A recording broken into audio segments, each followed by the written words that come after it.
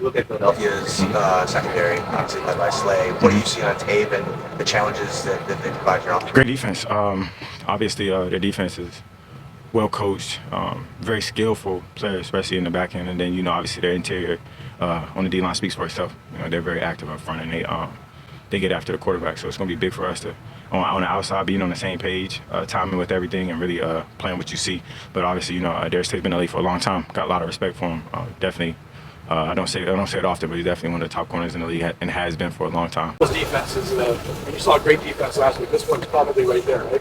Yeah, absolutely. And I think they got some playmakers in the secondary position, and their front makes their team go. They got some studs on that defensive line, so we got to be ready for that. We got to put together a good game plan, have a good week of practice, and turn all of our attention towards them. What's it like going back to Philly?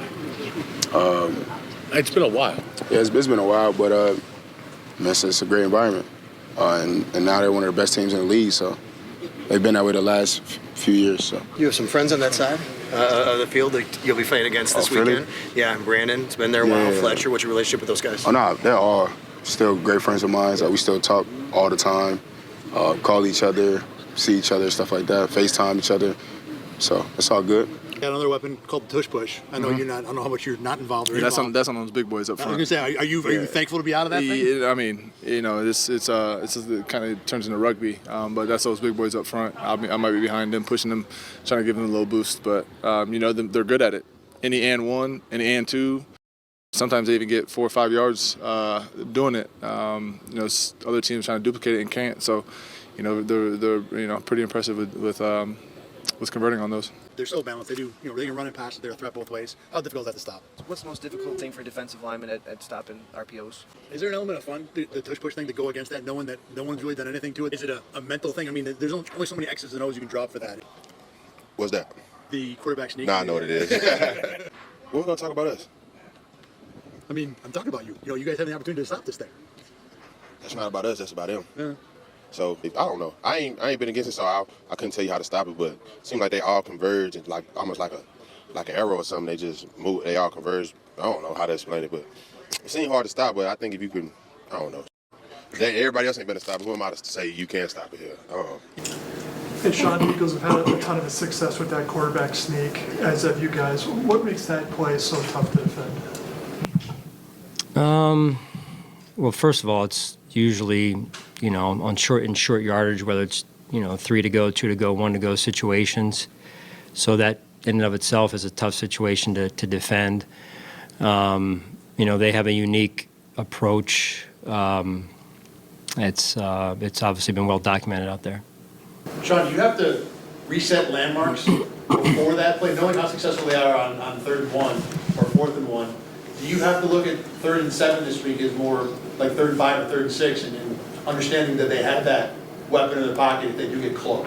Yeah, they do a good job. I mean, they believe a lot in the analytical approach and those 4 down windows as you talked about. So they do as good a job as any team out there in managing those. Did you think of Jalen Carter trying to intercept a spike? And have you ever seen something like that before?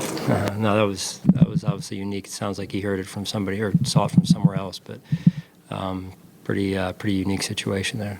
And obviously, this isn't the first time that you guys have faced a mobile quarterback, but just how challenging is it to prepare for a guy like Jalen Hurts who can get it done with these big explosive plays downfield, but also on the ground as well? Yeah, I mean, he's a really tough player to go against for those reasons, among others, really. I mean, he's playing at a high level, and he uses not only his arm, as you mentioned, Heather, but his feet. And it's tough to defend, whether it be any situation, you name it, red zone, 3rd down, 2-minute, and beyond. So you have to defend all 11 on the field. Sean, the Eagles' offense, they have 30 touchdowns this year. They have 15 rushing, they have 15 passing. What's the challenge? Thanks, Josh. I appreciate that. What's the challenge? Math. I think I'm pretty. What's the challenge of preparing for a team that is not heavily weighted on either side of those things? Yeah, I mean, you talk about a good football team. This is a good football team in all 3 phases, and I think Howie Roseman does a great job of every year putting a Super Bowl caliber team on the field. And that's hard to do every year. But he's done that. And then you watch what they do offensively. They can run the football. They got a heck of an offensive line coach, and they can throw the football. The weapons that they have to throw the football, probably one of the best moves in recent NFL history to go get A.J. Brown the way they did, and how that's helped their offense in addition to the other weapons they already had. Going back to that stadium, you played there for a bunch of years. Yeah. Will it be a different kind of emotion or not so much? I don't know yet. I played there when I was first drafted, and it hit, but it was still new. Like now that I'm 7 years in, I haven't been there for 7 years. It'll hit different. Like I'm already like talking to Hassan, and just told him that I'm proud of him because we've came a long way, and now we get to meet again on the NFL field with the NFL contract when we're able to take care of our families. It's a different feeling, but the guys around me are going to keep me right, and as well as I will do the same. And this Buffalo Bills team, a little weird this year. You see their record, but do you look at it and say, no, they're the Buffalo Bills for a reason? No, they're the Buffalo Bills for a reason. Every team comes out every week try to get a dub on their own, or on their win or loss. It's just going to be another hard-fought game, and we got to win together. About this team that makes them so resilient. We go in, we adjust to halftime, and we're all ears when we go to halftime. The Decide does a great job doing that. At the end of the day, we know we have each other's back. We know in the first half of a lot of these games, especially this past week, it was going to be tough. They came out, they scored 17 almost pretty quick, but at the end of the day, you just got to put the ball down and go work again. What happens at halftime? Is it players? Is it the coaches? It's both. Yeah, it's both. That's what makes this team go. Players listen to coaches, coaches listen to players. So it's never one-sided. Coming and learning the defense, I want to hear guys talking. I want to hear how guys are seeing routes, how guys are seeing things, and if you want to be an elite, a really good secondary, I think communication is always the biggest thing. And I think the more you communicate with guys, the more you get comfortable with each other, and sometimes you can start anticipating things a lot better as well. But I will say, especially with all the injuries that has been going on throughout this year, there wasn't a lot of, or there isn't going to be a lot of cohesiveness when you're talking about guys that haven't really played with each other. So I think then it has to be a premium on communication because, I think my first time playing here was the second game I played here was the first time that they had back-to-back secondary guys. So it's like, hey, we got to make sure we're communicating even more. It's a difference when I've been in years in Tennessee where we played with the same guys 3 or 4 years straight. So the communication sometimes can just be a point, a look, because you have that much, cohesiveness and that much chemistry with guys. But here, it's not like that. It's just a reality situation. So I think communication has to be on a premium. Yeah, in this league, man, everything is week to week. The game plan is going to be different this week depending on the opponent. We know Josh Allen's one of the best quarterbacks in this league. He's going to be very similar to Patrick Mahomes in the way that he, extends plays. He's going to be able to scramble, use his legs. And obviously he has a big, strong arm. But I just think that, looking at the game from last week, just evaluating ourselves on the film, we know that, obviously there are things we can work on and things we can improve on, but if we can hold teams to that yardage and, limiting those big plays and being able to be sticky on receivers and things like that, we can play with the best of them. We like our guys in our room. We feel like we have a lot of talent, so we just have to continue to play to that standard. Listen to the national narrative about this game this week. It's looking at the Bills' record and saying, no, it really isn't even a challenge for the Eagles, but I imagine you don't look at it that way. No, that's ridiculous. Whatever the national, sentiment is, this is a professional football league, and you can lose on any given Sunday, and regardless of the team's record. These are grown men, playing for their jobs. So we're not taking any team for granted or taking any team lightly. This is an explosive offense, regardless of what their record is, regardless of which struggles they may have had. Like I said, Josh Allen's one of the best quarterbacks in the league, and anytime he's out there, that offense and that team has a chance to win. So, and then also too, man, you're playing games in November, December. Every game you win, the next game is bigger than the previous one. So, this game means more to us. Obviously, I know the whole history behind the Eagles and the Chiefs, but this game right now is the most important game of the year because it's the next game, and we need to get another win at home. We got to defend our home turf. How tough is it going to be? Short week, to get back up to that emotional level against Buffalo? I mean, we got a lot of distractions this week going with Thanksgiving. But at the end of the day, we still have a job to do. We're working. We're constantly in here working, reviewing the film. We looked at Kansas City a little bit, but we're on to Buffalo and just making sure that we get ready for Buffalo because, they have a full week, but we're at a disadvantage, so we want to make sure our disadvantages become advantages. And it's a weird season so far for Buffalo. The record isn't normally what it is, but do you still look at it as they're the Buffalo Bills for a reason? Yeah, they're dangerous. Everything's dangerous. It could be any given Sunday. We don't matter who we play. We unfortunately lost to the Jets, so it's any given Sunday, as you can see. But at the end of the day, they're great players, great squad, great team. I know some of them personally.